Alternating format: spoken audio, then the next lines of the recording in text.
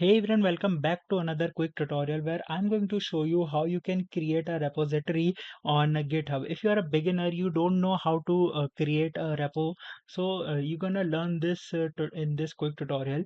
So all you need to do is to just simply go to this option where a plus sign is there, which says create new. When you click over there, you can see this option of a new repository. When you click there, now a window of a repo has been initiated where it says create a new repo and it asks some of the description name about your repo. So you can just simply name it, describe it, and make it public or private. If you want to add a readme file, you can just do it from here also, and if you want to add a license, you can do it as well. Once you are done with all this, just simply hit this create repository button and your repository has been now created. I hope this video will be very helpful for you. Make sure to hit the like button and subscribe button for more such informative and quick tutorials. See you in the next one. Take care.